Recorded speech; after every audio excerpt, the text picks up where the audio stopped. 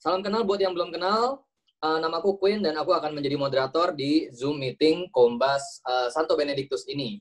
Buat teman-teman yang udah bergabung dengan kami dari minggu lalu dan juga minggu-minggu sebelum-sebelumnya, selamat datang kembali. Welcome home. Asik, rumah kedua ceritanya nih ya. Dan buat teman-teman yang baru pertama kali ini, kalau ada mungkin teman-teman yang baru pertama kali bergabung di Kombas Online ini, kita mau kenalan sama kalian. Tapi karena sekarang mic-nya udah di-mute, jadinya kita bisa kenalan lewat chat dulu aja ya.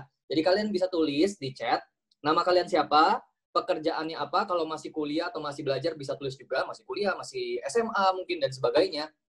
Terus dari paroki mana, atau mungkin domisilinya di mana ya. Karena ternyata Kombas Benedictus ini banyak sekali nih. Kayak sampai luar pulau juga ada. Kayaknya ada dari luar negeri juga bahkan ya.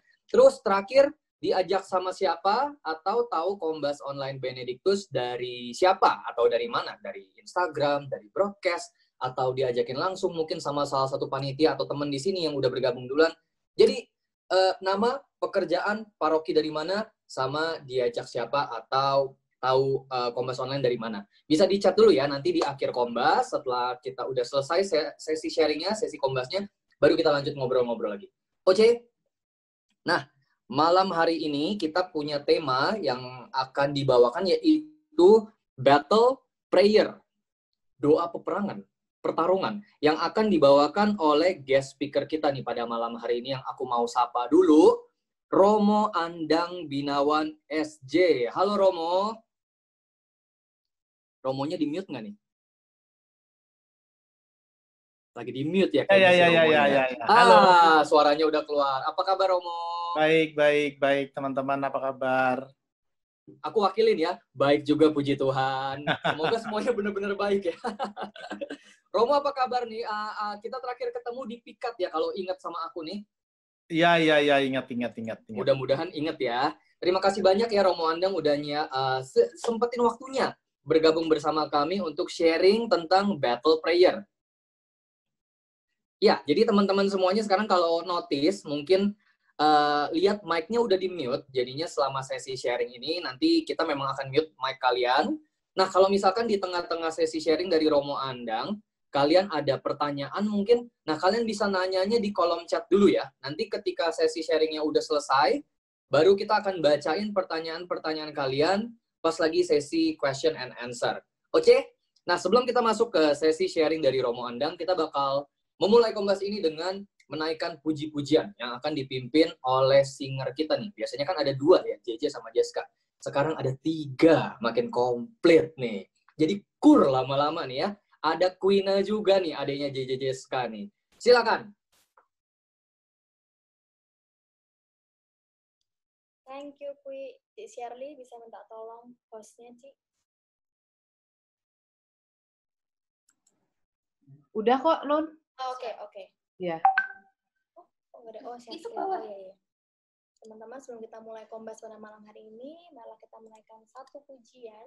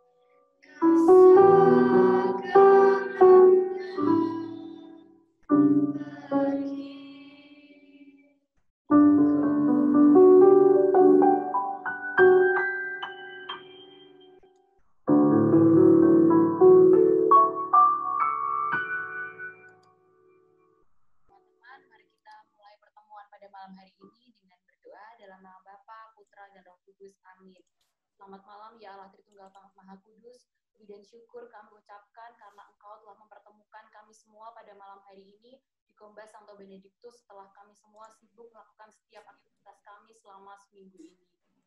Pada malam hari ini, hamba-Mu Romo Andang Binawan SJ akan membawakan firman-Mu. Kami mohon curahkanlah Roh Kudus-Mu atas Romo Andang. Kuduskanlah hati, pikiran, dan mulutnya sehingga apa yang akan disampaikan Romo Andang pada malam hari ini semuanya seturut dengan kehendak-Mu.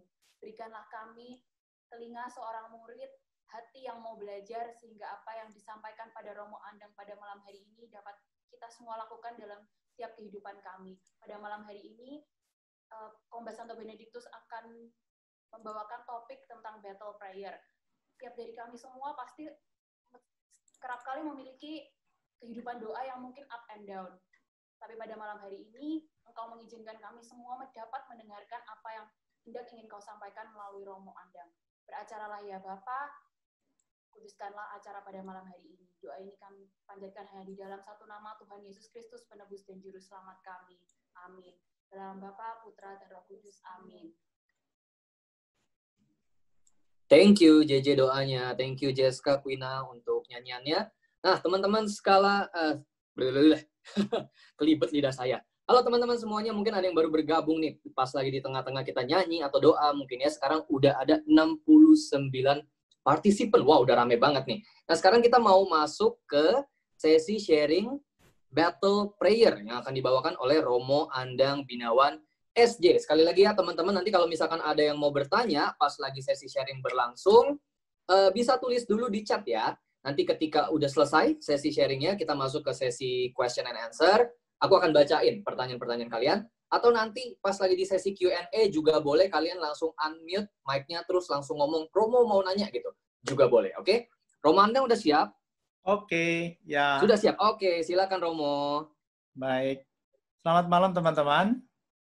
Selamat berjumpa. Saya nggak tahu berapa orang yang sudah pernah berjumpa. Tapi saya senang bersama-sama teman-teman pada malam hari ini. Ya, kita ngobrol-ngobrol lah, bincang-bincang tentang apa arti berdoa bagi kita.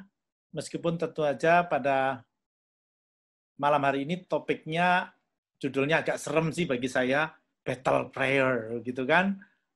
Tapi coba, saya ingin share screen, bisa nggak sih? Wait. Bisa ya? Muncul nggak? Muncul ya? Oke. Sorry, program saya lagi agak ngaco, tetapi mari kita lihat. Saya tuh kemarin tanya, apa sih yang dimaksud dengan battle gitu kan? Dalam bayangan saya kan, itu kan peperangan. Lalu Shirley menjawab bahwa, bukankah waktu kita berdoa, kita itu suka males-malesan, suka bergumul, ya apa enggak, gitu kan. Tentu saja berharap bahwa doa itu bisa menjadi sesuatu yang otomatis, seperti kalau kita makan, seperti kalau kita minum, gitu kan. Nah, dalam hal ini, saya mau bertolak dari pengalaman-pengalaman kita lebih dahulu. Mungkin bisa, kalau ada yang mau menjawab, boleh langsung unmute. Pertanyaan saya akan menjadi dasar dari renungan kita pada malam hari ini. Yaitu pertanyaan nomor 1 dulu. Kalau kita berdoa itu, apa sih yang kita lakukan? Ada yang jawab? Apa saja yang kita lakukan? Ada yang mau jawab, teman-teman? Salah 1, 2, 3, 4. Ngobrol sama Tuhan, memejamkan mata. Memejamkan mata. Terus? Tanda salib, minta jodoh. Oke, terus? Bersyukur. Bersyukur, apalagi? Sesudah bersyukur? Diem, Mo. Diem ngapain? Berdosa. Ngaku dosa, terus apa lagi? Memohon. Sesudah memohon ngapain? Meminta. Mau renung dulu. Merenung. Menarik. Merenung apa? Dosa-dosa yang dilakukan hari ini. Ya, tadi kan ngaku dosa. Ya, oke. Spontan kalau kita perhatikan bukan bahwa kalau kita berdoa, membuat tanda salib, kemudian ya bersyukur, ngaku dosa, terus habis itu kita mohon. Habis mohon kita minta. Habis kita minta, kita mohon. Gitu kan? Lalu habis selesai itu semua, buru-buru tanda salib, lalu tidur. Oke. Itu yang kita lakukan bukan? Spontan kalau kita berdoa itu seperti itu. Oke, itu satu. Pertanyaan nomor 2. Kan kita berdoa Bapa kami bukan? Nah, kalau kita berdoa Bapa kami secara spontan nih. Kalimat mana sih yang diucapkan tanda petik nih paling keras? Berilah kami rezeki pada hari ini. Oke. Bener. Amin, Mo. Amin. Oke, spontan kan? Berarti berilah rezeki pada hari ini. Oke, pertanyaan ketiga. Sedikit lebih, apakah di dalam ajaran gereja Katolik itu ada doa yang paling mujarab? Artinya yang kalau kita berdoa itu pasti dikabulkan. Ada nggak? Atau doa apa deh? Ayo, ada yang bisa jawab? Ya, novena. Oke, apa lagi? Rosario. Oke. Yakin pasti dikabulkan? Pasti dong. Kalau nggak dikabulkan, gimana rasa kita? Ada yang pernah ngambek nggak sama Tuhan? Ada yang pernah marah nggak sama Tuhan ketika doanya tidak dikabulkan? Saya pernah, Mo.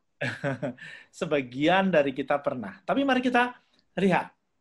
Dari 3 pertanyaan itu saja, saya ingin mulai berkaca tentang apa yang diajarkan Tuhan kalau kita berdoa. Masih ingat nggak?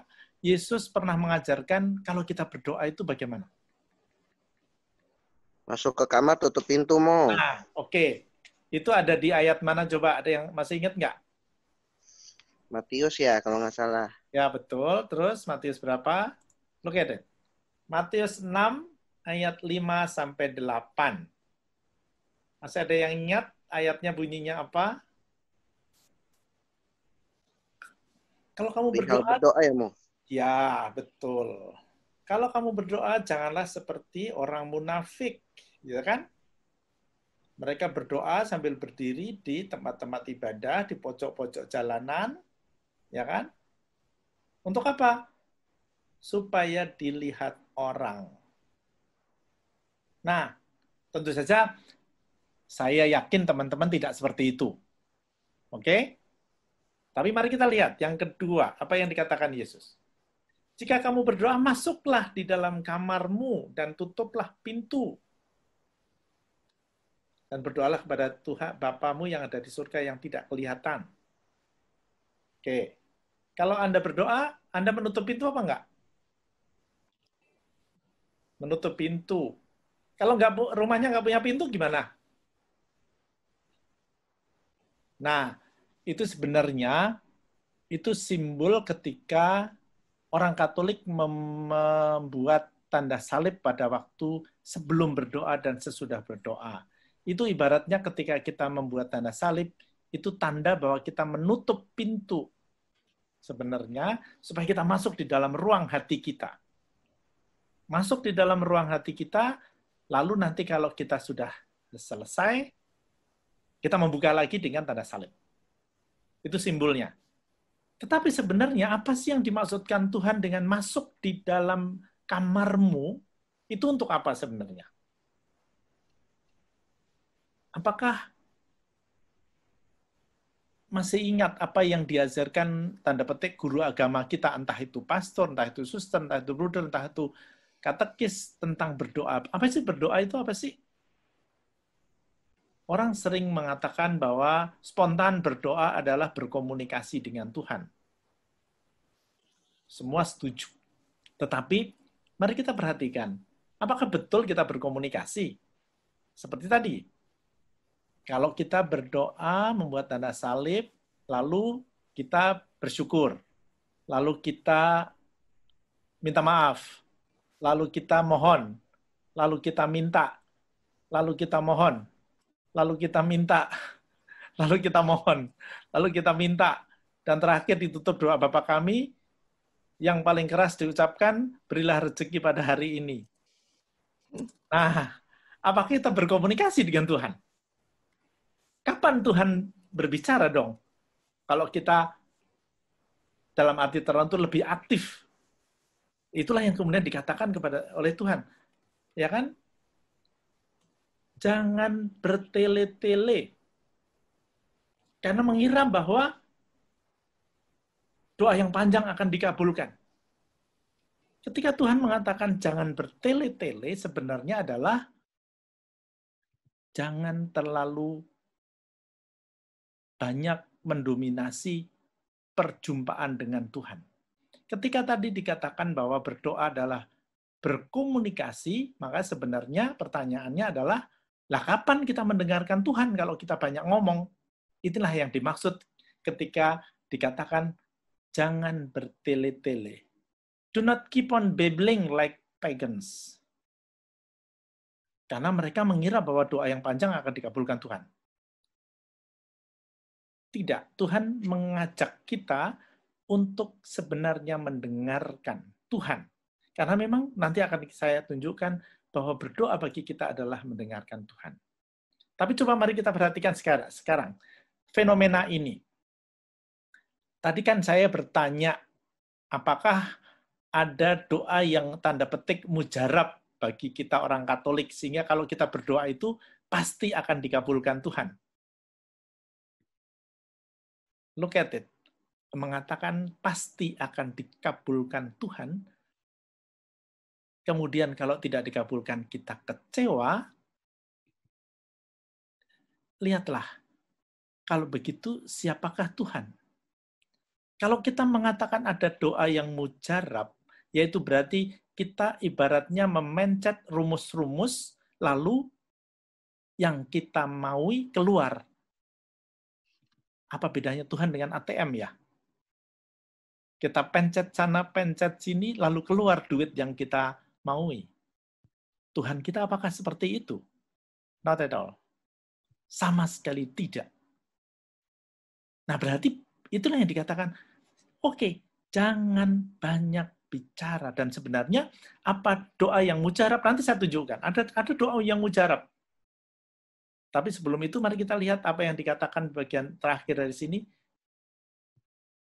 Jangan seperti mereka. Karena Bapamu yang di surga mengetahui apa yang kamu butuhkan. Nah, lalu pertanyaannya, kalau Bapa itu mengetahui, lalu apa gunanya kita berdoa? Nah, persis disinilah battle-nya. Tapi perhatikan lebih dahulu bahwa kita melihat Tuhan atau kita berkomunikasi dengan Tuhan, itu adalah Tuhan yang kita imani sebagai Bapa. Kata kunci kekristenan adalah Allah sebagai Bapa. Bukankah tidak ada agama lain yang mengajarkan bahwa Allah itu sebagai Bapa, bukan? Bapa itu adalah simbol kedekatan. Bapa yang tahu apa yang paling kita butuhkan. Bapa yang akan memeluk dan mengampuni kita kalau kita sungguh. Kita sering mengatakan kalau kita datang. Tetapi sebenarnya siapa yang datang? Tuhan atau kita?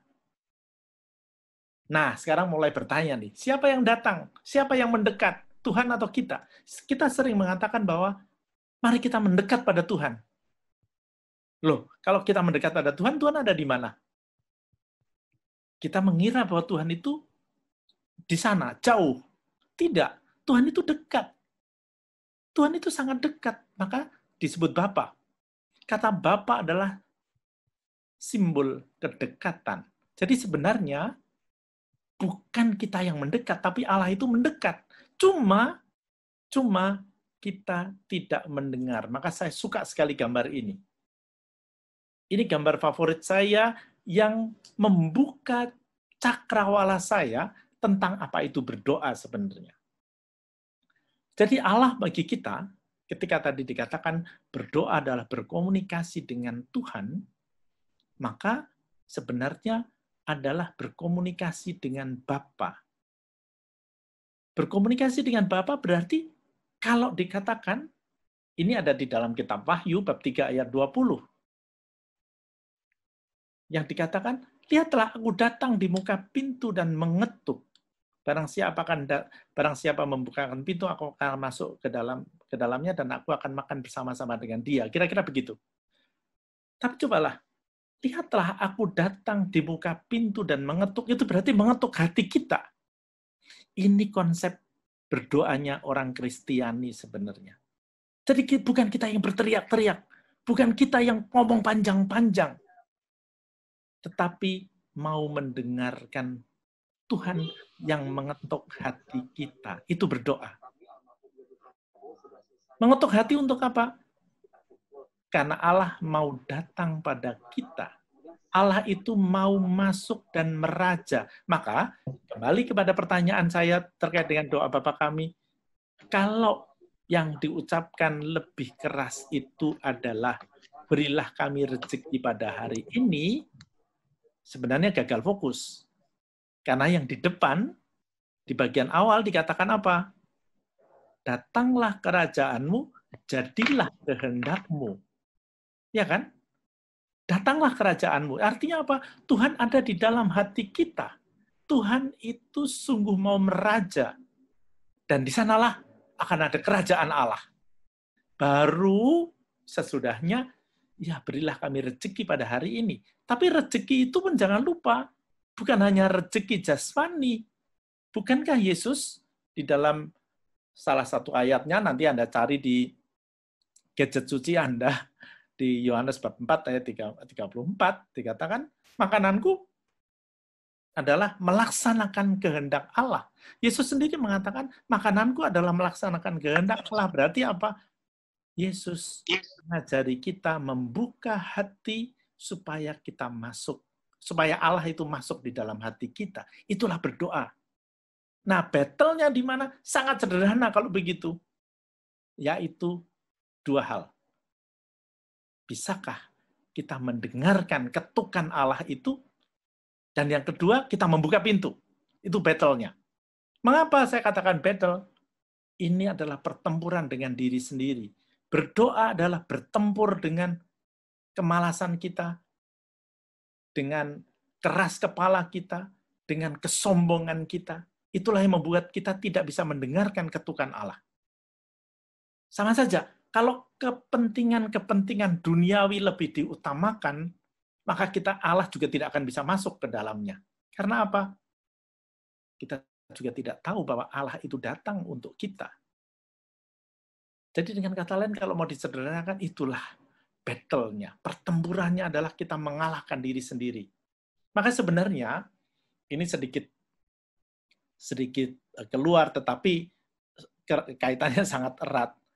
Kita tahu bukan bahwa kita mempunyai tradisi pantang dan puasa. Masih ingat kita puasanya berapa hari? Ada yang spontan menjawab berapa hari? 40. Wah, kalau 40 itu Mary France Borderline nggak laku tuh. Puasa kita berapa hari? 2 hari, right? Cuma 2 hari. Sangat sederhana. 2 hari. Rabu Abu dan Jumat Agung, bukan? Itu pun tahun ini. Tahun lalu cuma 1,5 hari, atau tahun 2018 cuma 1,5 hari, bukan? Rabu-rabu malam Anda makan babi hong, kan? Artinya apa? Ya, sangat sederhana sekali, dan bahkan bisa dimodifikasi. Karena apa? Intinya bukan untuk mencari pahala. Puasa dan pantang itu bukan untuk mencari pahala, tetapi supaya kita keluar dari rasa nikmat yang selalu mengungkung kita. Keenakan-keenakan yang membuat kita lupa Tuhan. Supaya kita bisa mendengarkan kehendak Allah. Supaya kemudian kita bisa membuka pintu hati kita. Maka pantang dan puasa itu seperti kalau kita mengolesi engsel-engsel pintu kita supaya dengan oli supaya bisa gampang terbuka. Jadi dengan kata lain, battle-nya adalah kembali kita mengalahkan diri sendiri. Kemalasan itu adalah salah satu yang paling kita hadapi. Nah, sebelum saya lanjut, saya ingin mengajak membaca apa yang dikatakan di dalam Injil Yohanes, bab 15 ayat 1-8. Kita diingatkan bagaimana kita adalah ranting-ranting pokok anggur. I'm the true vine, and my Father is the gardener. He cuts off every branch in me that bears no fruit, while every branch that does bear fruit, he prunes, so that it will be even more fruitful. You're already clean because of the word I have spoken to you. Remain in me as I also remain in you. No branch can bear fruit by itself. It must remain in the vine. Neither can you bear fruit unless you remain in me. Nah, berdoa adalah sebenarnya tanda petik mencangkokkan kita pada Allah. Mencangkokkan pada pokok anggur yang benar. Supaya apa? Daya-daya dari pokok anggur yang benar itu masuk di dalam ranting-ranting dan kita sendiri. Maka mari kita lanjutkan. Lihat. Kembali dikatakan, I'm the vine, you are the branches.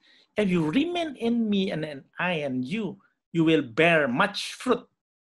Apart from me, you can do nothing. If you do not remain in me, you are like a branch that is thrown away and withers. Such branches are picked up, thrown into the fire and burned. Nah, ayat 7, ini penting sekali dalam konteks berdoa. If you remain in me and my words remain in you, ask whatever you wish, and it will be done for you. This is to my Father's glory, that you bear much fruit, showing yourself to be my disciples. Coba perhatikan ayat 7. Saya bold putih. If you remain in me and my words remain in you, ask whatever you wish, and it will be done for you. Lihatlah. Apapun yang kamu minta akan diberikan kepadamu, tetapi ada syaratnya yang sering kita lupa. Jika aku tinggal di dalam kamu, atau firmanku tinggal di dalam kamu, dan kamu di dalam firmanku. Berarti ada persatuan dengan Tuhan. Itulah yang tadi saya katakan, kalau Tuhan itu masuk di dalam hati kita, kita bersatu dengan Tuhan, maka akan ada kerajaan Allah. Sebenarnya Tuhan bercanda dengan kata-kata ini. Bercandanya di mana? Coba perhatikan. Begini deh.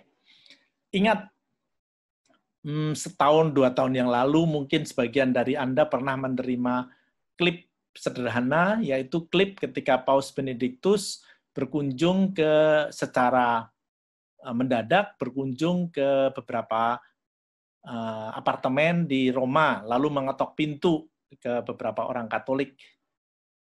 Nah, sekarang misalnya nih, Anda tiba-tiba mendengar ketokan pintu di rumah Anda, dan yang di depan pintu itu Paus Benediktus. Gimana rasa Anda? Pasti sukacita. Itu baca Paus Benediktus, apalagi kalau Tuhan. Kalau Tuhan itu masuk di dalam hati kita, lalu apa yang terjadi? Dia akan datang makan bersama-sama dengan kita. Kalau Tuhan itu mau bersama-sama dengan kita, akan ada sukacita. Lihatlah di mana Tuhan bercanda. Kalau kita sudah bersukacita karena Tuhan hadir, kira-kira kita minta apa ya pada Tuhan? Kira-kira kita minta apa? Nggak akan minta apa-apa, bukan? Karena Tuhan itu sudah hadir. Tuhan itu sungguh-sungguh bersama-sama kita. Maka kita nggak perlu merasa butuh apa-apa lagi. Di situ Tuhan bercanda. Karena apa?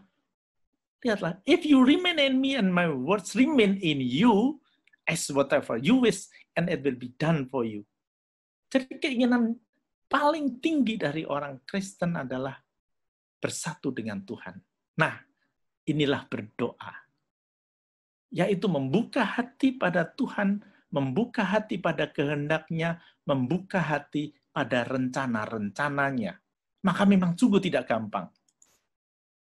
Maka dengan kata lain, berdoa adalah menghubungkan kita pada Tuhan. Menghubungkan supaya Dia sendiri yang bersabda. Dia sendiri yang berfirman untuk kita. Di dalam ayat yang lain sangat jelas. Siapa bertelinga, hendaklah ia mendengar.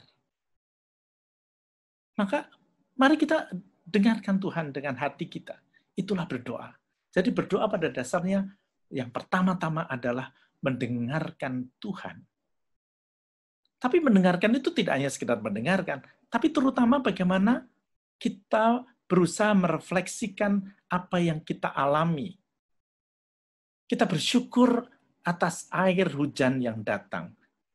Bersyukur atas suara monyet-monyet di sebelah gereja misalnya. Itu semua kita syukuri karena itu adalah rahmat Tuhan. Tapi yang sering menjadi pertanyaan kita adalah, lah kalau ada pengalaman yang tidak enak bagaimana? Tuhan banjir nih, Tuhan panas nih, Tuhan aku gagal nih, aku kecewa nih, aku marah nih, aku gondok sama orang. Gimana? Kalau kita percaya, Allah adalah Bapa kita, maka kita berusaha, Tuhan maumu apa ya? Tuhan kehendakmu apa? Maka berdoa pada dasarnya adalah juga bukan hanya mendengarkan, tapi juga mencoba memahami kehendak Bapa. Nah, kalau tadi dikatakan, ada yang mengatakan bahwa doa yang paling mujarab adalah doa novena. Doa novena itu apa sih sebenarnya? Novena artinya apa? 9. November itu sebenarnya bulan ke-9. Oktober seperti Oktopus itu kan bulan ke-10. 8 maksud saya. Mengapa? Karena ada 2 tambahan bulan, bukan? Juli dan Agustus. Jadi mereka jadi November jadi bulan 11. Tapi mengapa 9? 9 itu adalah angka terakhir. Sesudahnya kan 0, bukan? November. Novena itu 9. 9 hari. Sebenarnya tujuannya bukan untuk memaksa Tuhan. Tuhan, aku udah novena loh, kabulin dong. Kalau enggak, aku ngambek loh, aku enggak ke gereja loh. Kan suka begitu, bukan? Itu pasti doanya anak-anak. Kalau kita orang dewasa dan percaya bahwa Allah itu Bapa, sebenarnya doa novena adalah, Tuhan, aku punya permohonan nih. Itu pacarku tuh benar-benar nanti jadi suamiku atau jadi istriku enggak ya? Aku mohon dong, terangi aku. Jadi kita mencoba mendialogkan apakah keinginan kita itu sungguh-sungguh apa yang kita butuhkan atau tidak, seperti yang dikehendaki Tuhan. Bukan memaksa Tuhan dengan berdoa novena. Novena adalah mencoba mendengarkan lebih dalam lagi. Demikian juga rosario. Nanti akan saya bahas sebagian terakhir kalau masih ada waktu. Tetapi yang mau saya tekankan adalah bahwa berdoa karena fokusnya adalah kehendak Tuhan, bukan diri kita, maka kita mendengarkan Tuhan. Fokus diri kita itu masih tercermin, ya seperti tadi, berdoa berarti mohon, berdoa berarti minta, berdoa Bapa kami berarti berilah rezeki pada hari ini, itu gagal fokus. Battle-nya adalah kita harus mengalahkan diri sendiri supaya kehendak Allah itu terjadi. Itu doa orang Kristiani. Mengapa tadi dikatakan jangan bertele-tele? Ya karena dengarkan Tuhan, jangan ngomong, jangan terlalu banyak ngomong, dengarkan Tuhan. Saya suka menggambarkan hidup ini seperti puzzle. Di mana kalau kita berdoa, kita berharap bahwa kita itu bisa mempunyai gambaran tentang hidup kita. Lalu kita bisa menyusun pengalaman-pengalaman ini yang menyenangkan maupun tidak menyenangkan. Terutama berdoa bagi saya adalah mensyukuri apa yang menyenangkan, tetapi terutama Tuhan maumu apa ya dengan pengalamanku yang tidak menyenangkan. Saya teringat apa yang dikatakan di dalam oleh Nabi Yesaya bab 25 ayat 1 atau juga bab 55. Intinya adalah rancanganku bukan rancanganmu. Rancangan Tuhan itu begitu besar, begitu tinggi, begitu tidak terpahami kadang-kadang. Maka berdoa adalah, Tuhan, rencanamu apa ya untuk hidup saya? Nah, disitulah kita berdoa. Terutama ketika kita menghadapi hal-hal yang tidak enak, hal-hal yang tidak menyenangkan. Lihatlah sekarang. Yesus sendiri memberi contoh bukan dengan bagaimana berdoa? Bagaimanapun dia adalah juga manusia. Yesus adalah manusia dan Allah sekaligus. Bagaimana Yesus memberikan contoh? Sangat jelas. Pada waktu dia di Taman Getsemani, bukan? Waktu di Taman Getsemani, apa yang dikatakan waktu berdoa? Tuhan, jikalau sekiranya mungkin, biarlah cawan ini berlalu daripadaku. Tetapi jangan seperti yang ku kehendaki, melainkan seperti yang engkau kehendaki. Ini doa sejati orang Kristen. Ada COVID, ada penderitaan, kita berharap, Tuhan, kalau boleh, bebaskan kami dari COVID. Kalau boleh, bebaskan kami dari penderitaan. Kalau boleh, bebaskan dari kekecewaan dan kesulitan. Tetapi, kalau kita sungguh orang Kristen yang mengikuti jalan Yesus, akan mengatakan, Tuhan, bukan kehendakku yang terjadi, tapi kehendakmu. Nah, lihatlah, Yesus membuka pintu hati supaya kehendak Bapa terjadi. Jadi berdoa kembali adalah membuka hati supaya Allah sungguh-sungguh masuk dalam hati kita dan dia berkarya pada kita. Maka battle-nya memang luar biasa sulit. Pertempurannya adalah dua. Yang pertama, mengalahkan diri sendiri. Tapi yang kedua tentunya adalah mengalahkan godaan setan. Setan itu pinter banget masuk di dalam segala macam. Contoh.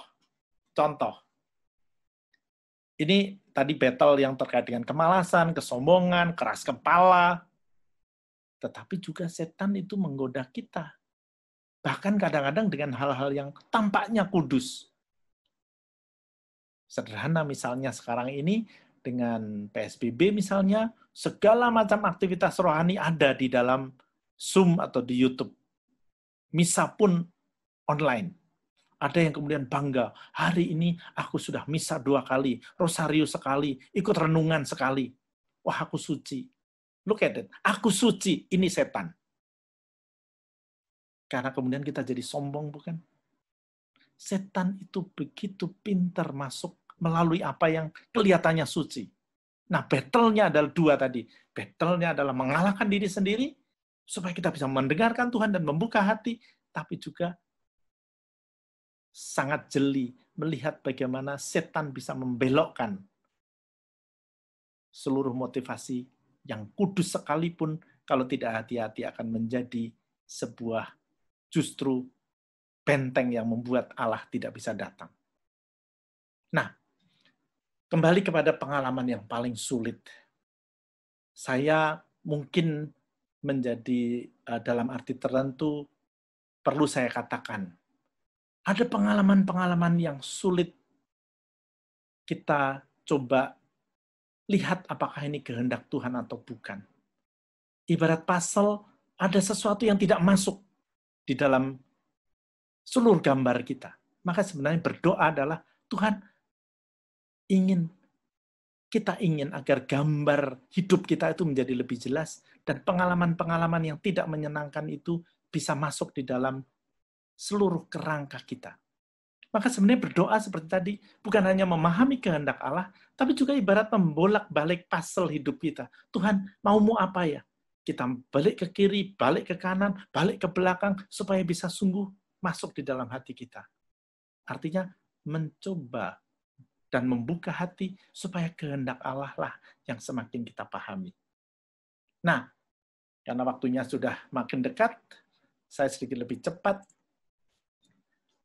Berdoa di dalam tradisi kita sebagai orang, terutama orang Katolik, sebenarnya mempunyai 3 etapa, katakanlah. Saya sengaja memakai bahasa Latin karena ini istilah teknis yang mungkin baik kita pernah mengenalinya. Jadi kembali, lebih dahulu saya ulang bahwa Allah itu adalah Bapa yang datang pada kita. Jadi kata kuncinya adalah Bapa. Nah, karena Bapa itu datang pada kita, cita-citanya, cita-cita pokok orang Kristiani adalah bersatu dengan Bapa. Lihatlah tadi dikatakan, Yesus mengetok pintu dan mau masuk dalam hati kita. Maka cita-cita orang Kristiani adalah dengan berdoa, kita membuka hati, dan Tuhan datang di dalam hati kita. Itulah via unitiva, jalan persatuan. Unitiva persatuan, via adalah jalan. Nah, bagaimana ditempuh? Pertama-tama adalah via purgativa, like purgatory. Jadi jalan pembersihan. Dan itu yang tadi dikatakan, kita menyadari dosa kita, kita merenung dosa-dosa kita, kita minta ampun pada Tuhan. Mengapa? Supaya hati kita menjadi jernih. Jernih untuk apa? Jernih untuk menerima terang Tuhan. Itulah via illuminativa. Illuminativa, lumen, lux, terang. Nah, terang Tuhan ada di mana? Terang Tuhan itu ada di mana-mana. Di dalam Alkitab iya, tapi juga di dalam renungan-renungan yang kita baca atau khotbah yang kita dengar. Tetapi bukan hanya itu. Seluruh pengalaman-pengalaman kita, perjumpaan kita dengan orang tua, perjumpaan kita dengan rekan kerja, perjumpaan kita dengan orang di jalan, tapi juga perjumpaan dengan alam, dengan udara, dengan matahari, dengan bintang, dengan daun, dengan air. Itu juga perjumpaan dengan Tuhan, jangan lupa. Kita mencoba merenungkannya. Supaya ada persatuan. Tuhan itu mengetuk dengan caranya yang luar biasa. Tidak hanya di dalam Alkitab. Alkitab iya, tetapi juga dalam tanda petik, entah teguran teman, entah nasihat orang tua, macam-macam sekali. Nah, saatnya berdoa adalah mendengarkan itu lagi. Lalu bertanya, Tuhan, maumu apa ya? Itu berdoa. Maka kembali, battle-nya di mana? 1, mengalahkan diri sendiri, mengalahkan ego kita yang membuat pintu tidak bisa mendengarkan ketukan Tuhan, terlalu tebal, sehingga ketukannya tidak bisa didengar. Dan yang kedua, kita lalu harus berani jeli terhadap godaan setan. Nah, terakhir, siapakah yang menjadi contoh kita berdoa selain Yesus? Tidak bisa tidak. Siapa? Maria. Maria kita jadikan teladan pendoa. Mengapa? Maria membuka hatinya 100% pada Allah.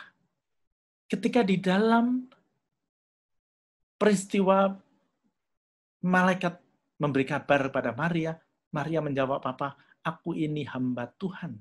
Terjadilah padaku menurut perkataanmu. Itulah hati Maria yang terbuka 100% supaya kehendak Allah itu terjadi. Hati yang terbuka 100% diungkapkan dengan kata perawan. Jadi Maria itu perawan itu bukan secara biologis, tetapi secara spiritual hatinya 100% bersih untuk Allah. Itulah teladan kita. Nah, sebagai simbol bagaimana kita membuka hati seperti Maria, maka lalu ada doa rosario. Doa rosario. Wah, itu kan bertele-tele. 53 kali salam Maria. Nanti dulu. Bukan bertele-telenya. Tetapi sebenarnya Kalau kita berdoa Salam Maria secara pelan-pelan, itu akan ada ketenangan di dalam hati. Kita menjadi lebih berkonsentrasi, lebih fokus, lalu bisa mendengarkan Tuhan. Itulah inti doa rosario. Bukan lalu, Tuhan, aku sudah doa rosario 3 kali hari ini. Tuhan, aku sudah berdoa rosario selama bulan Maria, Mei kemarin 100 kali. Mana dong? Kabulkan doa saya. No, bukan itu. Bukan. Rosario adalah mendaras supaya kita mendaras Salam Maria, supaya kita berdoa bersama Maria dan seperti Maria. Seperti Maria, seperti tadi saya katakan, kita membuka hati, tapi bersama Maria karena kita yakin sebagai orang Katolik, Maria juga mendoakan kita. Seperti halnya orang tua ya, atau siapapun yang sudah meninggal juga mendoakan kita.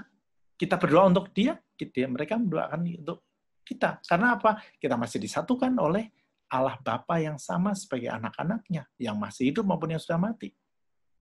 Itulah rosario, kekayaan kita sebagai orang Katolik. Rosario menjadi sebuah sarana mendapatkan ketenangan dengan mengulang doa berulang-ulang, tetapi ada fokus, ada perjumpaan, ada keterbukaan hati supaya kita bisa berjumpa dengan Tuhan. Lihatlah bagaimana Maria bukan hanya mengatakan, aku ini hamba Tuhan, terjadilah padaku menurut perkataanmu. Tetapi ketika Maria dikatakan menyimpan perkara di dalam hatinya dan merenungkannya. Lihatlah, he went down with them and came to Nazareth, and he continued in subjection to them, and his mother treasured all these things in her heart. Sebelumnya sama, ketika Mary treasured all these things, pondering them in her heart. Pondering. Menjadi kekayaan, merenungkannya. Merenungkan segala macam peristiwa yang tidak enak pun, supaya menjadi kekayaan. Maria tidak hanya mendapatkan sesuatu yang enak-enak, bukan? Kapan Maria mengalami yang tidak enak? Lihatlah, ketika Maria memangku jenazah Yesus anaknya. Siapa sih yang kuat? Seorang perempuan single mother saat itu, Yosef sudah meninggal, harus memangku jenazah anaknya. Dan bukan hanya sekedar jenazah, tapi jenazah yang sudah compang-camping. Jenazah yang penuh darah. Tapi Maria memangku dengan tenang. Karena apa? Dia merenungkan di dalam hatinya apa kehendak Tuhan. Tidak gampang memang, tapi inilah keterbukaan hati akan membuat ada kerajaan Allah. Di mana kerajaan Allah? Pada Maria, ingat, tentu saja tidak kelihatan, tetapi Michelangelo, pembuat patung Pieta ini, membuat sesuatu yang sangat menarik. Di mana menariknya? Lihatlah. Apa yang aneh dari gambar ini? Apa yang aneh? Sepintas tidak ada yang aneh. Tapi mari perhatikan. Apa yang aneh? Lihatlah. Ini Maria umur berapa gambar ini? Maria yang ada di gambar ini tentunya adalah Maria muda. Maria yang umur 20-an. Maria ketika memanggul atau memangku jenazah Yesus, diandaikan sudah di atas 50. Karena Yesus sendiri umurnya 33. Tapi apa yang mau dikatakan Michelangelo? Lihatlah, ada kerajaan Allah. Ada inner beauty di dalam Maria yang membuat Maria ini muda. Ada kerajaan Allah ketika Maria membiarkan Allah berkarya juga pada hal-hal yang tidak dia pahami atau yang menyakitkan hatinya. Hanya dengan itu kita bisa sungguh mengikuti jalan Yesus. Per Mariam ad Jesum. Melalui Maria kita sampai kepada Yesus, dan dengan melalui Yesus kita sampai kepada Bapa, Karena Yesus adalah jalan, kebenaran, dan kehidupan. Itulah berdoa bagi kita. Battle-nya sekali lagi adalah ego kita, mengalahkan ego kita, menipiskan ego kita supaya kita bisa mendengarkan Allah dan membuka hati pada Allah, dan tentunya battle melawan setan yang menggoda dengan argumentasi-argumentasi. Ngapain lu berdoa? Ngapain lu misa? Ngapain lu? Ini juga setan. Tetapi juga setan tidak hanya di situ. Setan juga bisa mengatakan, oke, kamu pasti akan jadi sakti, kamu jadi akan suci dengan banyak berdoa. Ada godaan kesombongan yang masuk melalui hal itu. Battle-nya sangat jelas. Kalau kita bisa mengalahkan itu, Allah akan berkarya. Mari kita mengikuti Maria, mari kita mengikuti Yesus. Karena disitulah kita akan berjumpa dengan Bapa yang akan makan bersama-sama dengan kita. Dia mengetuk hati kita dan merindukan untuk bersatu dengan kita. Sudah 8:30, saya cukupkan sekian. Mari kita berdiskusi, mari kita berbincang-bincang. Terima kasih. Oke, wah ternyata itu ya maksudnya battle prayer ya. Oke deh, teman-teman semuanya sekarang kita masuk ke sesi Q&A. Jadi kalau misalkan ada teman-teman yang mau bertanya, boleh langsung unmute mic-nya terus nanya. Romo mau nanya? Boleh. Atau mau via chat juga boleh. Nah, aku udah dapet private chat nih. Mau nitip pertanyaan Romo ya? Oke. Ya, ini ada yang mau nanya, teman kita. Romo, seringkali kita... salah baca. Sebentar ya. Romo, kalau pas doa rasanya kering. Kayak nggak fokus, nggak masuk gitu. Lebih baik kita doa terus aja, atau doanya nanti ketika kita fokus gitu. Kayak percuma juga nggak sih nggak masuk gitu ketika kita doa nggak fokus. Gimana tuh Romo jawabannya? Nah, seperti tadi sudah saya katakan, ketika dikatakan, ayo kamu, sorry, saya itu masih terganggu. Ini saya harus masih mematikan share-nya gimana nih? Saya stopin aja ya, Boy ya dari Stop aja ya, kamu stop aja ya. Oke. Udah? Nah, kemudian seperti tadi saya katakan, battle-nya adalah satu mengalahkan diri sendiri, dan yang kedua itu godaan setan. Ketika kita tidak fokus, itu bisa saja setan memang menggoda dengan banyak hal yang membuat kita tidak fokus. Kita harus benar-benar melawan itu. Tapi kalau kemudian kita mengatakan, ada nggak fokus, sudahlah selesai aja. Nah, ini setan juga. Setan yang mengganggu dengan cara yang lain. Maka sebenarnya, meskipun kita tidak fokus, kita berjuang. Ini sedikit sharing saja. Ya tentu saja, kami diajari berdoa lama. Kami berdoa dulu waktu saya di novisiat, doa pagi itu 1 jam dan harus benar-benar 1 jam. Tidak boleh kurang.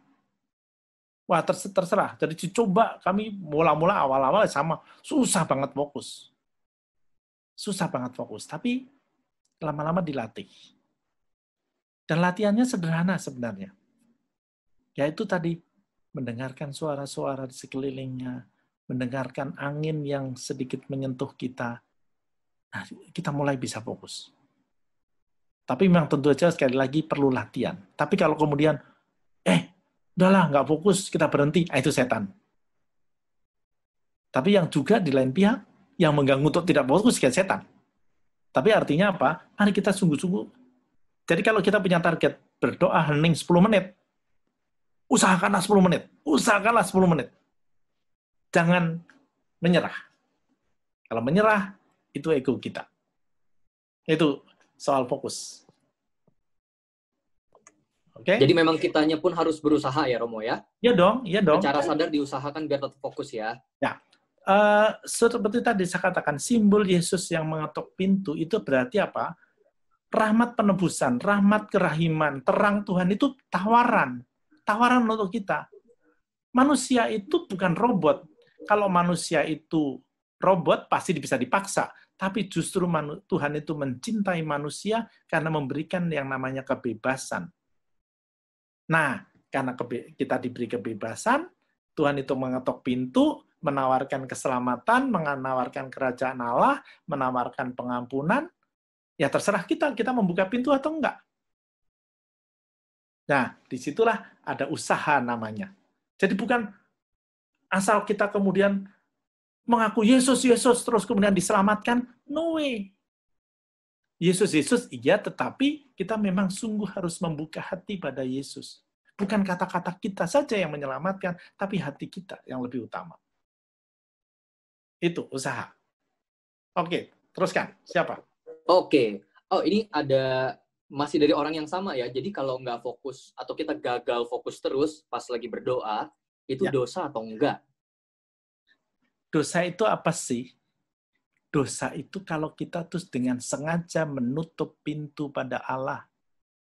Jadi kalau kita berusaha tapi belum bisa, ya enggak dong. Enggak dong. Berdoa rosario, kita berusaha supaya 53 selesai, tapi ke 39 kita jatuh tertidur. Dosa apa enggak? Ya enggak, lawang tidur itu rahmat kok. Tapi kalau kemudian, alah, udahlah ngantuk, tidur aja deh. Itu godaan. Tapi kalau jatuh tertidur, lain perkara dong. Seperti orang belajar naik sepeda, yang kalau kita jatuh, salah apa enggak? Oh, namanya juga belajar naik sepeda. Tapi kalau kemudian kita menjatuhkan diri, nah, that's different things, right? Itu. Oke, semoga terjawab nih ya teman yang nanya ya. Oh, by the way, sebelum aku lanjut ke pertanyaan berikutnya, aku mau nyapa dulu nih, karena partisipan kita ruame pol nih, ada 105 partisipan. Wah, rame banget nih ya. Tadi aku ada ngomong di awal-awal, jadi mungkin ada teman-teman beberapa yang masuk ke telat. Kalau ada teman-teman yang baru pertama kali nih bergabung di Kombas kita, Kombas Santo Benediktus, pertama-tama selamat datang dan selamat bergabung. Dan kita mau ngajak kalian kenalan, tapi karena sekarang masih sesi Q&A, jadinya kalian boleh via chat dulu ya, buat teman-teman yang baru pertama kali nih join sama kita, kalian bisa tulis namanya siapa, terus tadi apa lagi ya, nama siapa, pekerjaannya apa, parokinya di mana atau domisilinya di mana, dan status juga. Oh, status. Tambahin status. Satu lagi nih, request-nya Romo ya. Jadi nama, pekerjaannya apa. Udah gitu. Siapa tahu doanya dikabulkan dengan ikut Zoom ini kan, siapa tahu kan. Siapa tahu dapat jodoh ya dari Zoom. Loh, saya nggak ngomong jodoh loh. Jadi nama, pekerjaannya apa, status ya, udah gitu domisilinya atau paroki dari mana, sama terakhir tahu Kombas Online Benediktus dari mana atau dari siapa, atau diajakin ke sini sama siapa. Oce, nama, pekerjaan, paroki mana, status, sama diajakin sama siapa kemarin. Oke, aku lanjut ya ke pertanyaan berikutnya nih. Ada pertanyaan lagi Romo. Romo, seringkali kita ditanya nih sama teman dari agama lain. Kenapa sih orang Katolik suka doa ke Santo Santa, nggak langsung ke Tuhan gitu?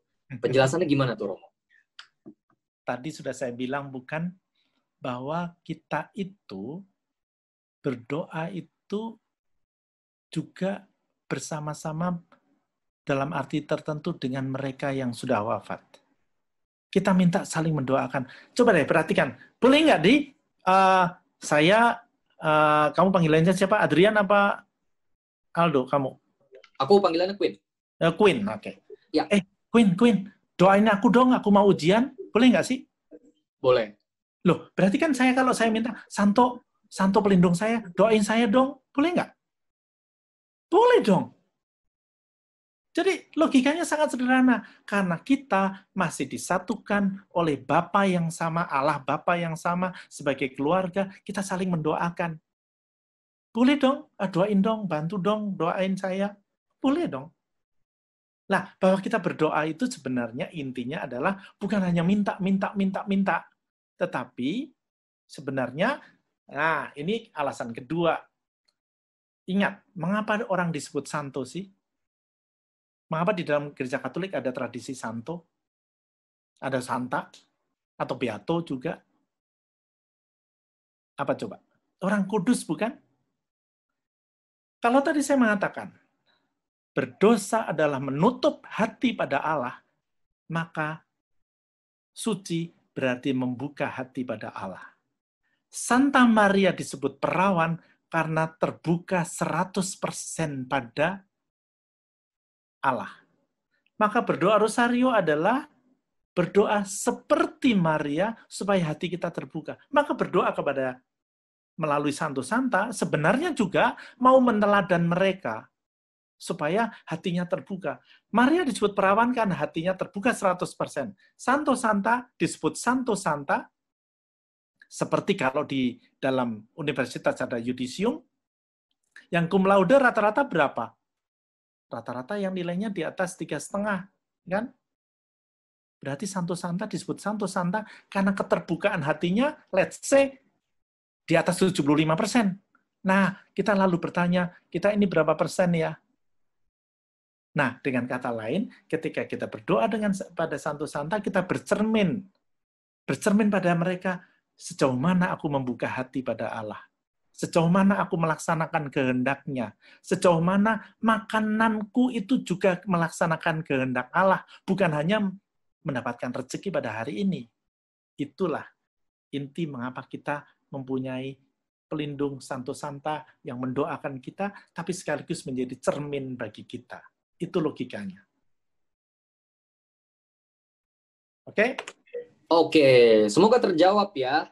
Tadi ada yang mau nitip pertanyaan ke aku nih, tapi katanya nggak jadi, susah diungkapin katanya. Coba nih, kayaknya tadi Cidesi ya, mau coba langsung nanya mungkin ke Romo? Langsung di-unmute aja mic-nya. Atau juga mungkin teman-teman yang lain kalau ada punya pertanyaan, bisa langsung unmute juga ya. Jadi boleh langsung nanya ke Romonya, nggak perlu lewat chat juga nggak apa-apa. Kalau ada yang mau nanya silakan. Sembari aku nunggu kalau ada chat titipan lagi pertanyaan.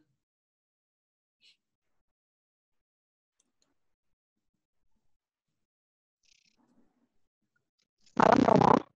Malam, ya.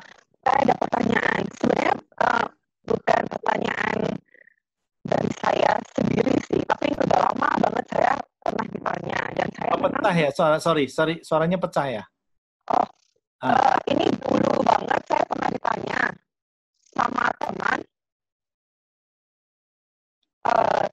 dianya orang Kristen. Jadi kalau di dalam gereja Kristen itu kan tidak ada doa Salam Maria, doa kepada Santo dan Santa, itu kan tidak ada.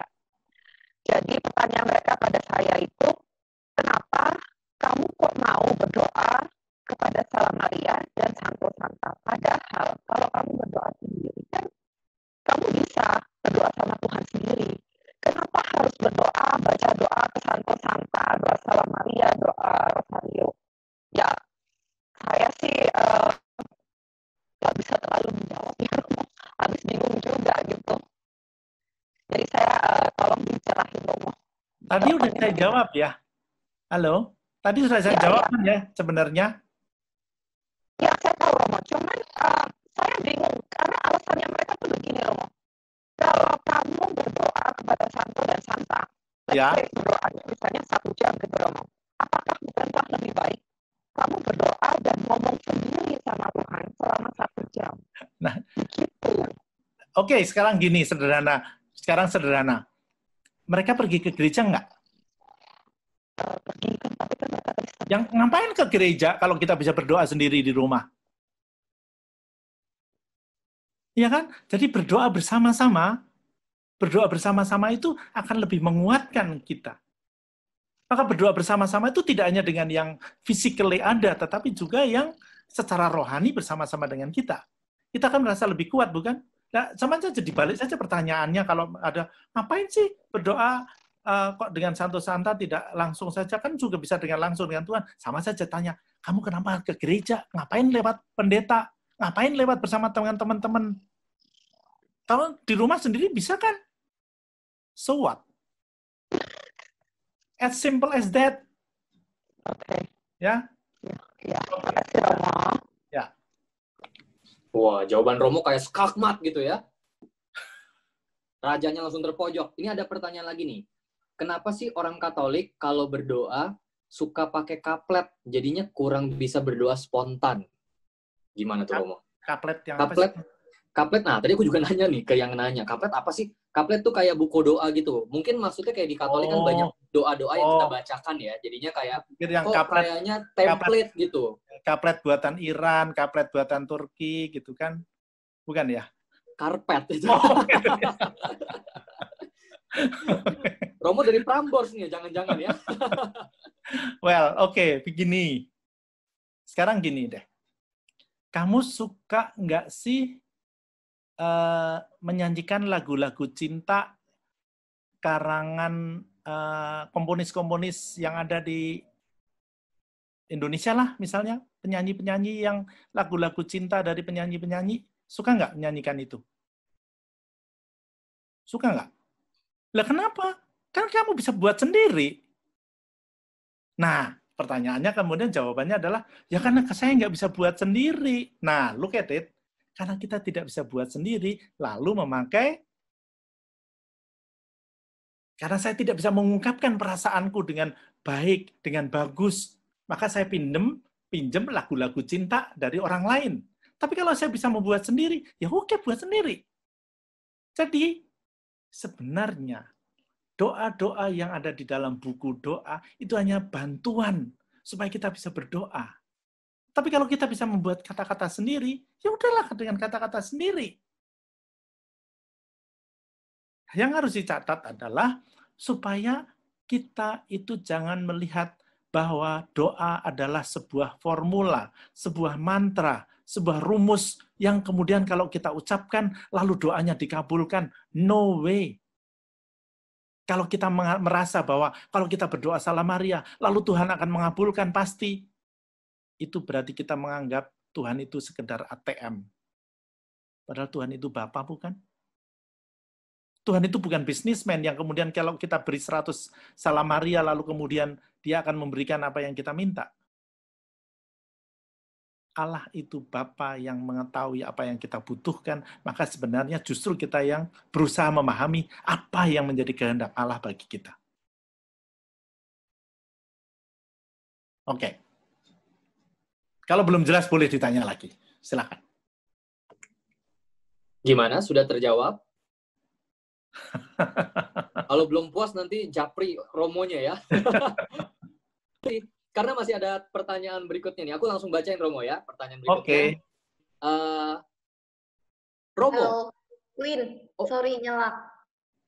Silakan. Malam. Romo tadi mengenai doa melalui Santo Santa.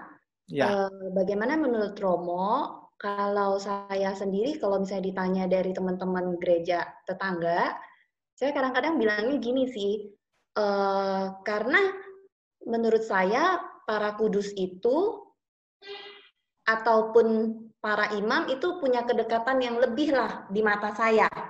Jadi satu sisi juga pengennya meneladani mereka gitu. Cuman saya berasanya kayaknya saya masih jauh banget sama Tuhan Yesus.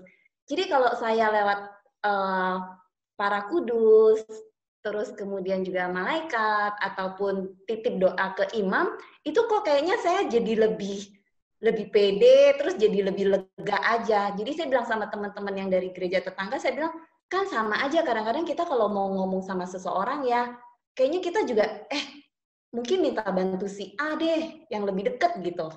Menurut Romo gimana? Ya, itu boleh saja disampaikan seperti itu. Tetapi ada sedikit yang kadang-kadang harus kita sadari bahwa tidak persis seperti itu. Sudah saya katakan bukan bahwa oh Romo berarti lebih dekat dengan Tuhan, oh Santo Santa lebih dekat dengan Tuhan. No, Tuhan itu dekat pada siapa saja. Cuma gradasi membuka hatinya beda-beda. Look at it, ya kan? Nah, kalau kita berdoa dengan Santo Santa, dengan Romo, dengan teman-teman, sebenarnya adalah juga supaya ada proses internalisasi terkait dengan lebih kuat, terkait dengan apa yang sebenarnya kita diskusikan dengan Tuhan. Saya katakan berdoa sebenarnya bukan memohon-memohon, apalagi memaksa Tuhan, tapi mendiskusikan, Tuhan, benar nggak sih aku ini sebenarnya dalam arti tertentu membutuhkan ini. Jadi itu prosesnya. Lalu dibantu dengan orang lain. Siapa tahu orang lain bisa memberikan pendapat, bukan? Termasuk Santo Santa, kita nggak tahu. Karena seperti tadi saya katakan, sabda Tuhan itu bisa melalui apa saja. Jadi bukan hanya melalui Romo, bukan hanya melalui pendeta, bukan hanya melalui Alkitab. Bisa saja melalui Queen, bisa saja melalui, di sini ada nama Stella, bisa aja. Tapi bisa saja bisa melalui mbak kita di rumah. Bukan tidak mungkin loh. Tuhan itu maha besar. Tuhan itu Bapa yang tahu apa yang kita butuhkan. Cuma kita yang harus mendengarkan Tuhan secara lebih jeli. Lebih peka ya Romo ya. Oke, lebih peka. Berdoa adalah mengasah hati kita. Thank you Romo. Ya. Dahsyat. Oke, kita lanjut ke... Tadi aku mau bacain pertanyaan yang ini. Romo, tahu dari mana? Ini pertanyaan lucu juga. Tahu dari mana kalau orang yang sudah meninggal, kayak Santo Santa gitu ya, itu akan doain kita juga. Bagaimana tuh Romo? Ya ini iman kita aja kan, iman kita yang kita diajarkan bahwa yang masih hidup maupun yang sudah meninggal itu ada di dalam kesatuan sebagai anak-anak Allah Bapa yang sama, bukan? Nah, kalau yang hidup aja saling mendoakan, tentunya yang mati ya logikanya logis sedikit aja bahwa ya kita saling mendoakan gitu loh. Apakah pasti? Ya nanti kalau saya mati saya jawab deh. Ya kan enggak. Kalau pasti itu ukurannya pasti enggak. Ini kebenaran iman saja. Ya. Mungkin kayak kalau kita yang masih hidup di dunia ini aja bisa saling mendoakan, apalagi mereka yang sudah bersatu dalam kerajaan Allah dengan Tuhan Allah sendiri gitu kali ya, Romo ya. Bener nggak tuh? Bener gitu ya? Kita mendoakan itulah kira-kira lah. Oke. Terus ada pertanyaan lagi. Kita sehari minimal berdoa berapa kali? Masih dari orang yang sama. Berdoa sehari harusnya 25 jam. 25 jam. Apa artinya?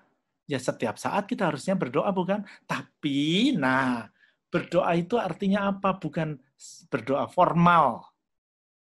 Ya kan, berdoa formal itu yang tadi bahwa saya harus membuat tanda salib lalu berdoa. Tapi berdoa dalam arti mendengarkan Tuhan itu harusnya ya terus-menerus. Cuma, begini, kembali ketika tadi saya katakan, kita berdoa itu berapa kali sehari? Itu sebenarnya yang mau saya tidak akan menjawab ini. Karena memang tidak ada.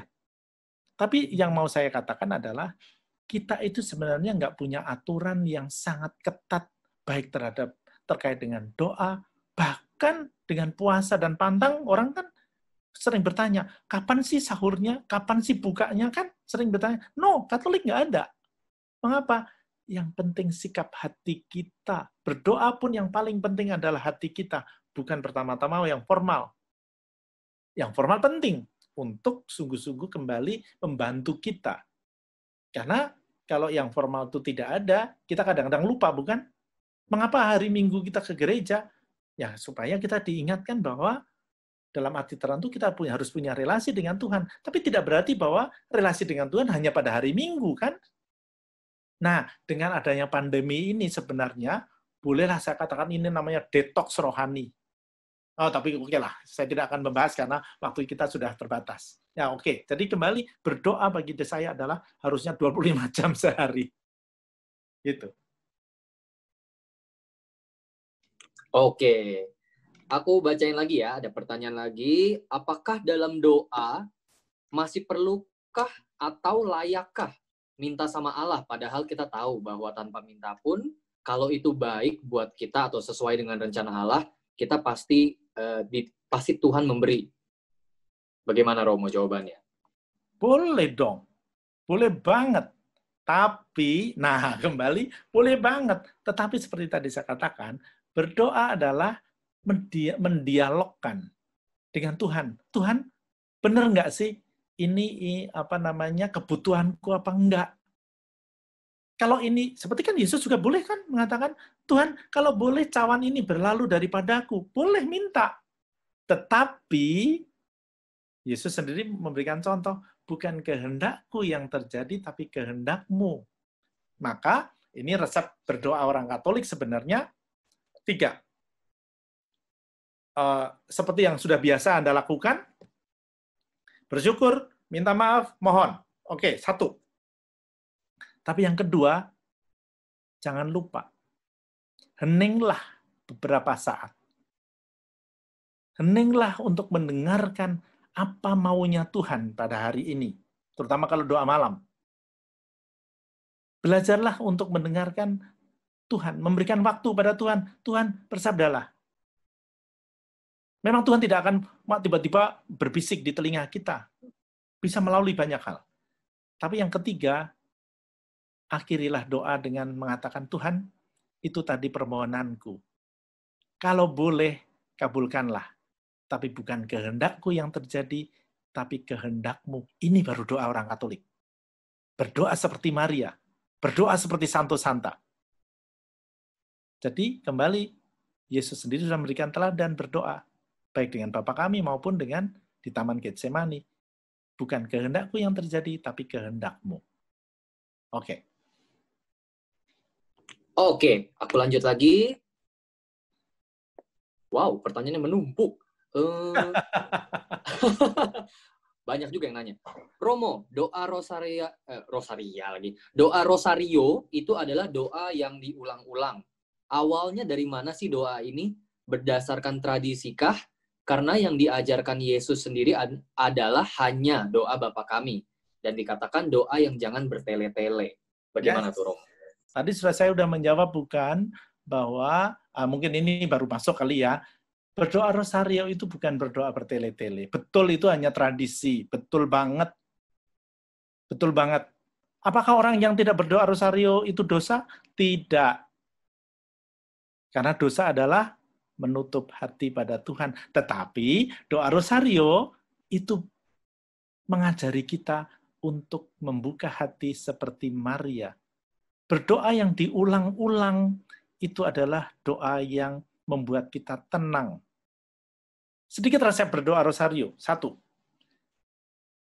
Kalau kita ini targetnya adalah 53 kali salam Maria, maka salah.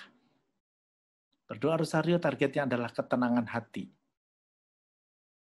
Jadi 53 kali salam Maria itu juga hanya tradisi aja. Saya tidak bisa hafal kapan mulainya, tapi Anda di googling aja pasti ketemu kapan doa rosario mulai. Tetapi yang resep kedua adalah Anda boleh membuat doa rosario gaya Anda sendiri. Mau 70 kali, mau 100 kali, mau 80 kali salam Maria, it's up to you. Tetapi kalau berdoa bersama, daripada rapatnya setengah jam, 1 jam untuk menentukan salam Marianya berapa kali, ya sudah pakai yang tradisional saja 53 kali salam Maria. That's simple. Dipahami dengan sederhana saja. Itu tradisi yang membantu kita berdoa. Saya katakan membantu karena setiap manusia itu butuh support dari luar. Mengapa sih kita itu seperti tadi saya katakan ke gereja? Karena gereja itu membuat kita menjadi lebih ingat selalu akan Tuhan. Tapi yang paling pokok adalah hati kita. Yang paling pokok adalah hubungan kita dengan Tuhan. Jadi kembali doa rosario ada bukan doa yang bertele-tele, tapi doa yang diulang-ulang supaya kita tenang. Mau 53 kali salam Maria, mau 100 kali salam Maria, that's up to you. Gitu. Kalau sendiri loh ya. Kalau bersama-sama ya jangan. Tapi kalau ternyata sepakat, oh nanti komunitas Benediktus kita berdoa rosario gaya Benediktus 100 kali salam Maria. Sebenarnya nggak apa-apa saja, nggak apa-apa. Siapa yang melarang? Boleh-boleh aja ya Romo ya, Boleh aja. kali ya. Kalau itu menjadi tradisi komunitas, tapi ya jangan mengatakan, umat PIK, ini berdoa rosario yang benar 100 kali gaya Benediktus. Nah, itu salahnya di situ. Oke. Tadi kalau 50 kali aja udah ada yang ketiduran, 100 kali mungkin kayak udah kebangun lagi, belum selesai doa rosarionya ya, kalau 100. Oke, aku mau lanjut. Ada yang mau nanya tapi ngomong langsung aja. Oh, silakan langsung dari Felis. Silakan Felis. Malam Romo, mau nanya nih. Ya. Kalau doa itu kan ada jawabannya iya, tidak, sama tunggu. Ya. Nah, gimana cara kita tahu kalau jawabannya itu tunggu? Di dalam Katolik itu diperbolehkan nggak ya untuk minta tanda? Dan maksudnya tanda yang benar itu seperti apa? gitu. Memang sih kita bisa minta jawaban Tuhan lewat baca Alkitab, baca firman bisa, tapi kalau kita butuh urgent dan kita nggak bisa dengar suara Tuhan audible, kita boleh nggak diperbolehkan untuk minta tanda gitu. Terima kasih Romo. Tanda Tuhan itu ada 1001 macam di dalam hidup kita. Tanda itu bisa saja melalui kata-kata Mbak di dapur, bisa melalui air hujan yang keluar, bisa melalui suara burung, bahkan suara monyet di seberang gereja. Tapi yang paling penting adalah mari kita mendengarkan Tuhan. Kalau ada ketenangan di dalam hati kita terkait dengan apa yang kita minta, dan kita putuskan, kita juga diberi akal budi, bukan? Jadi kita diajak mencerna, kita membawa di dalam doa, kalau ada ketenangan di dalam hati kita, itu sebenarnya tanda bahwa itu sebenarnya Tuhan memberikan jawaban. Gampangnya begini, biasanya lah, ini kan cewek itu kan suka mencari kepastian, maka yang paling banyak pergi ke tukang ramal itu cewek daripada cowok. Ya enggak? Cowok juga butuh kepastian, Romo. Kepastian ya. Saya nggak punya pengalaman itu. Well, anyway. Nah, kalau misalnya Anda punya pacar, siapa yang akan, apakah ini akan jadi suami saya apa enggak? Kan sering begitu.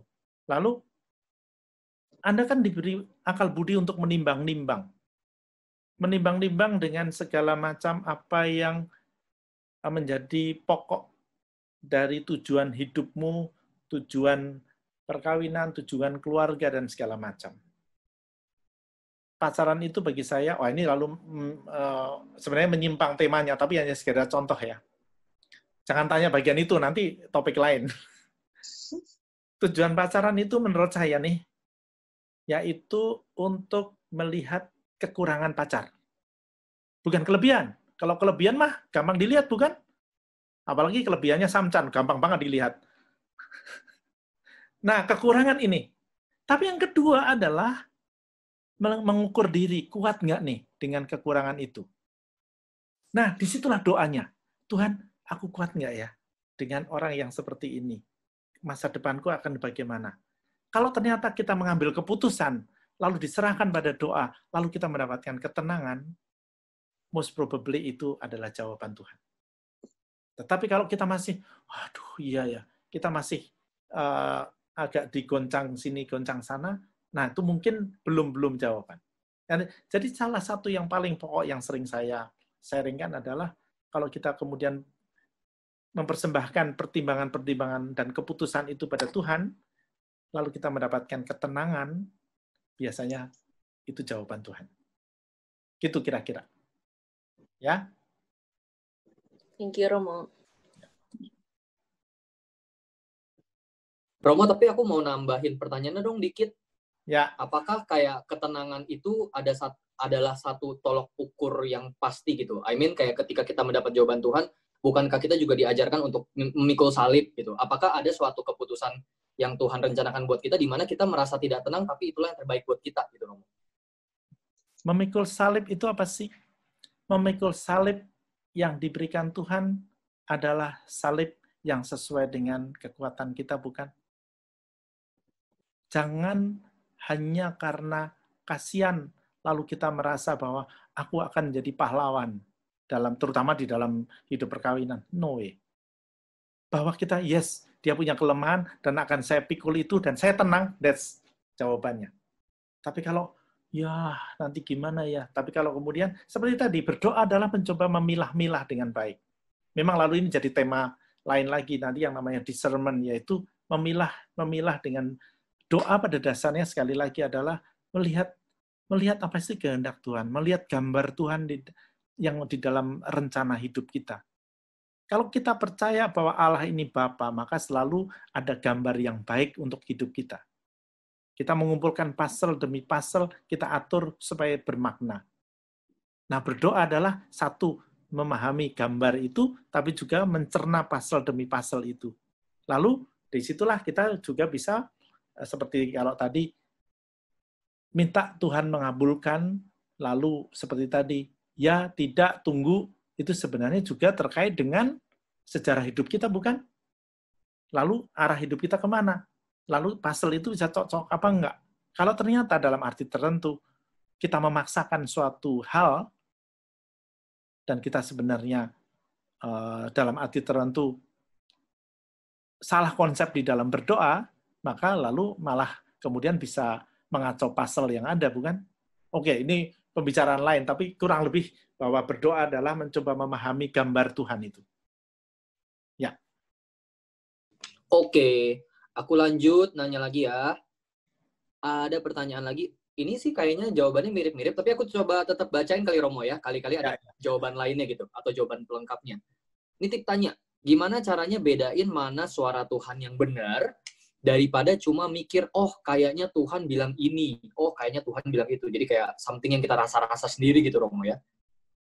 Ya, oke. Ini memang butuh latihan. Yaitu ketika seperti tadi, kita harus sungguh jernih. Jadi gini, misalnya contohnya nih. Contohnya, Tuhan, saya mau kuliah di suatu universitas. Kabulkan dong. Aku lagi apply nih. Bulan depan pengumuman. Tuhan, aku minta dong supaya aku dapat masuk. Tapi coba perhatikan. Doa adalah mencoba melihat kehendak Tuhan. Kalau ternyata motif berdoa berarti juga melihat ego kita, bukan?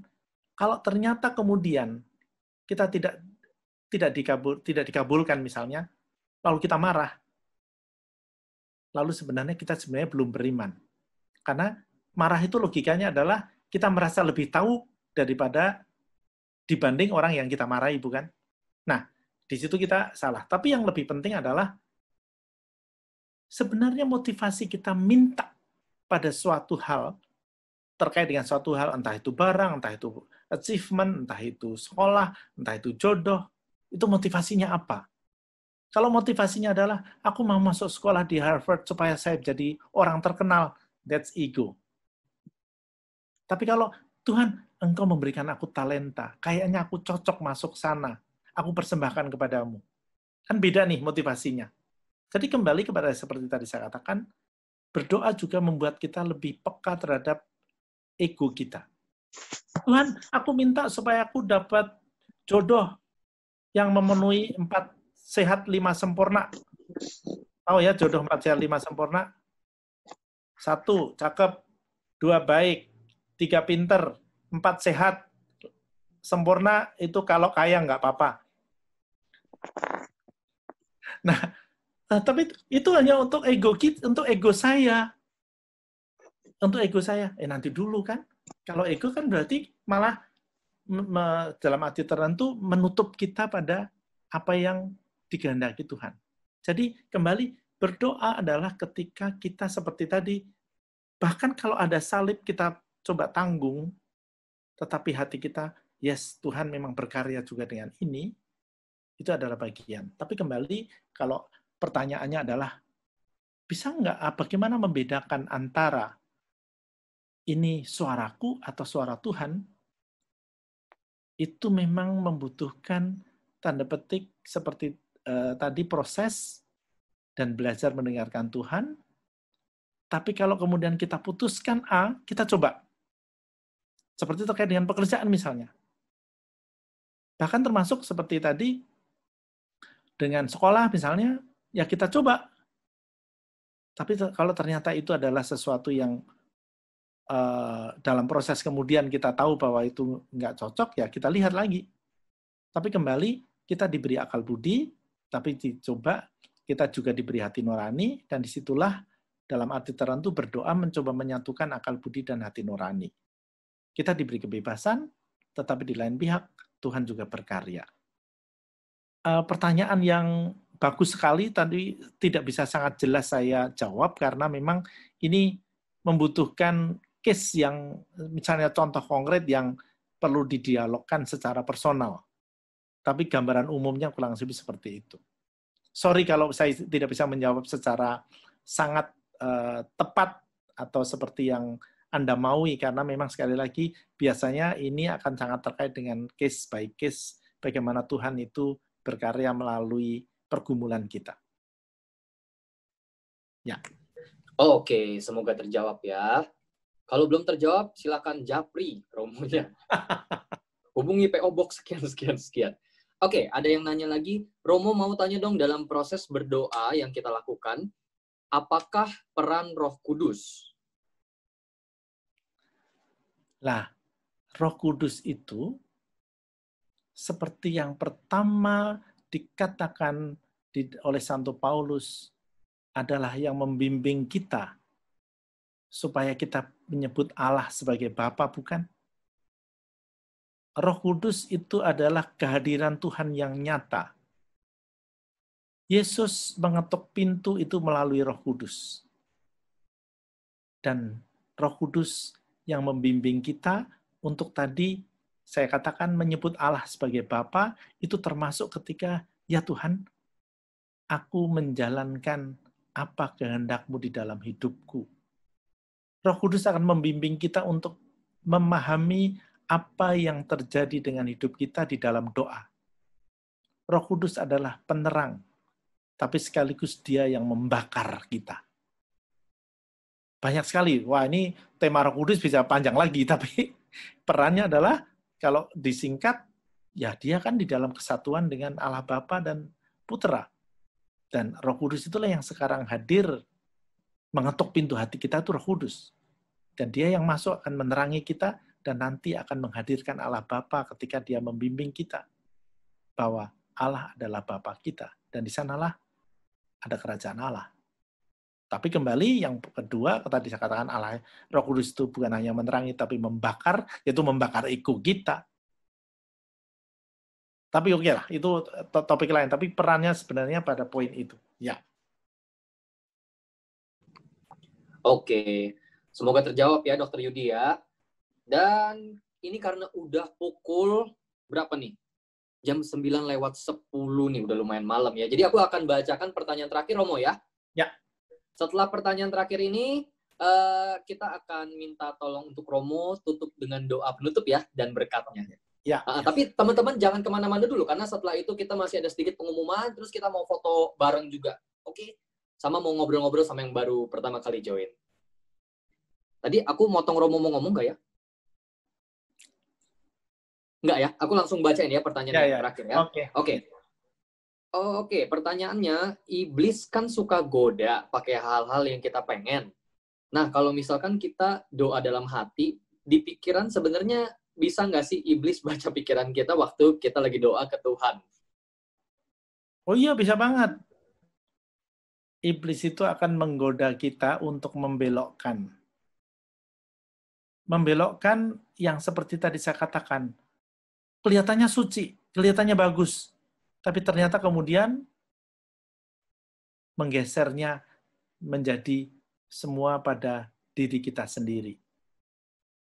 Dengan segala macam cara, dia akan membelokkan, membuat distraksi, tapi juga membelokkan dengan, jadi misalnya gini, kita mau konsentrasi pada suatu hal, mendiskusikan kita pada Tuhan, pada suatu hal, tapi kemudian dia akan bisa memasukkan suatu tema yang menempel di situ, lalu pelan-pelan pikiran kita dibawa ke pikiran yang lain.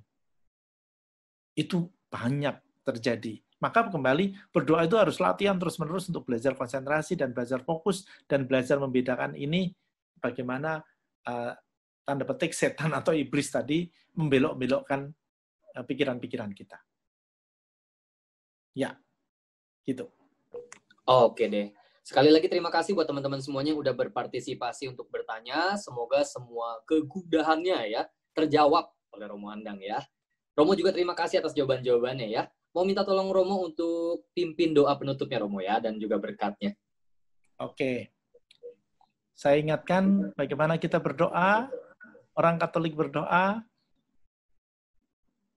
selain kita minta bersyukur, selain kita minta ampun, selain kita mohon, kita juga hening dan mengatakan kepada Tuhan, terjadilah padaku menurut perkataanmu, atau bukan kehendakku yang terjadi, tapi kehendakmu.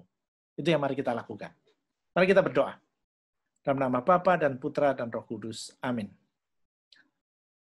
Allah Bapa sumber kehidupan, Kami percaya bahwa Engkau selalu membimbing kami, bukan meninggalkan kami di dunia ini begitu saja sebagai ciptaan-Mu. Engkau membimbing kami, tapi juga Engkau menyertai kami dengan segala macam yang kami jumpai dan kami terima. Baik melalui keluarga, melalui rekan kerja, melalui teman-teman, sahabat, kerabat, maupun melalui alam raya ini. Bukalah hati kami senantiasa ya Tuhan, supaya kami melihat kehadiran-Mu, melihat kekuatan-Mu, melihat bimbingan-Mu di dalam segala macam yang kami jumpai, karena Engkau hadir dengan segala macam misteri yang Engkau berikan kepada kami. Engkau hadir melalui Roh Kudus yang selalu mengalir. Maka bukalah hati kami, bukalah budi kami, bukalah nurani dan telinga kami, supaya kami mampu mendengarkan dan melihat kehendak-Mu. Pada malam hari ini secara khusus kami bersyukur untuk perbincangan kami pada malam hari ini, tapi bersyukur untuk yang kami jumpai hari ini. Maka sekali lagi ya Tuhan, ajarilah kami mencerna bahwa kehendak-Mu baik adanya bagi kami. Bukalah kami, terangilah kami, dan bimbinglah kami, supaya kami juga dapat berdoa dengan benar. Dan mari kita hening sejenak. Kita panjatkan doa kita, tapi sekaligus kita syukuri apa yang kita jumpai hari ini, supaya Tuhan berkarya dan membimbing kita dengan apa yang dapat kita cerap dari pengalaman-pengalaman kita. Kita hening sejenak.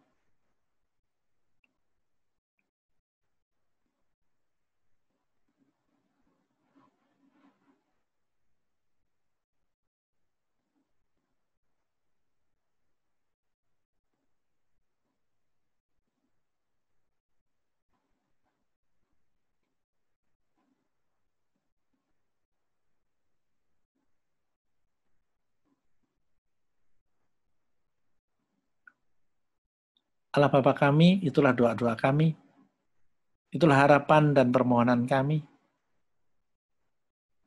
Kami ingin agar apa yang kami harapkan terjadi, tapi bukan kehendak kamilah yang terjadi, tapi kehendak-Mu. Maka kami serahkan semuanya di dalam kehendak-Mu, dan dengan demikian kami berharap hidup kami sungguh memuliakan nama-Mu dengan segala macam apa yang kami lakukan, apa yang kami pikirkan, dan apa yang kami katakan, supaya hidup kami menjadi pujian bagi-Mu kini dan sepanjang masa. Dan untuk itu ya Tuhan, kuatkanlah kami dengan berkat-Mu, supaya kami dapat beristirahat pada malam hari ini dengan baik, dan besok pagi melanjutkan hidup kami sebagai anak-anak-Mu yang menjadi berkat bagi sesama, keluarga, dan dunia sepanjang segala masa. Kuatkanlah kami dengan berkat-Mu di dalam nama Bapa dan Putra dan Roh Kudus. Amin. Selamat malam. Amin. Terima kasih Romo Andang. Battle prayer oleh Romo Andang. Yuk kita kasih tepuk tangan dulu buat Romo. Sekali lagi terima kasih banyak Romo udah meluangkan waktunya ya untuk sharing di Kombas Benediktus ini. Dan semoga kita semua disadarkan ya kalau berdoa itu nggak cuma minta-minta ya Romo ya. Tuhan bukan ATM, tapi harus komunikasi dua arah ya, biar kita juga tahu Tuhan maunya kita melakukan apa sesuai kehendaknya. Oke deh, sekali lagi semuanya terima kasih sudah bergabung. Sampai ketemu di Kombas.